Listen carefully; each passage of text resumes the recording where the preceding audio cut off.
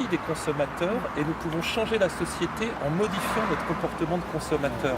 Ça c'est aussi des apports de l'écologie politique dans le débat, c'est que eh bien, nos achats, c'est aussi, au bout de la chaîne, un certain type de société en fait, on a bénéficié, nous, dans le 2e arrondissement, d'une antériorité, justement, d'avoir travaillé sur le bio depuis très longtemps, puisqu'on a commencé à introduire le bio progressivement dans les restaurants scolaires depuis 2001.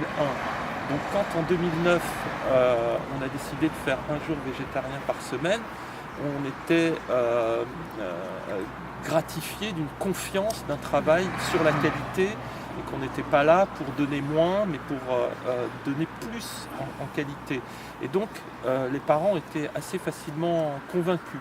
Mais il y a eu, de la part d'ailleurs, paradoxalement, plus des directeurs d'établissement que des parents d'élèves, quelques formes de blocage, oui. Par exemple, une directrice d'école m'a dit « mais vous m'imposez un repas végétarien et je lui ai dit « mais les autres jours, je vous impose bien des repas carnés. Voilà, c'est une question d'habitude. Et au contraire, moi je travaille sur la diversité des modes d'alimentation et voilà, et tous les jours c'est de la viande, sauf le mardi.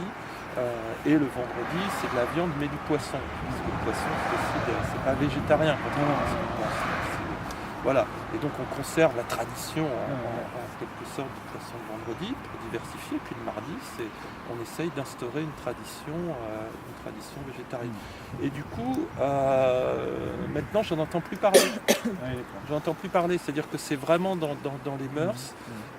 Quelques parents disaient, si c'est vrai, oui, mais nous, on est d'accord, monsieur le maire, pour faire végé, mais nous, dans notre école, les enfants vont à la piscine le mardi matin, est-ce qu'ils ne peuvent pas manger de la viande le mardi midi? Alors il suffit de leur expliquer que le mythe du steak de cheval saignant bien rouge pour donner de la force après un effort, c'est vraiment un mythe, et que la protéine, qu'elle soit végétale ou animale, eh bien c'est de la protéine. Et que l'avantage de la protéine végétale, c'est qu'elle est beaucoup moins coûteuse écologiquement à produire, puisque on sait qu'il faut 6 à 10 protéines végétales pour créer une protéine animale, et que donc si on convertissait toutes, en théorie, c'est un calcul théorique, si on convertissait toutes les productions animales en végétales, on arriverait largement à nourrir toute la planète.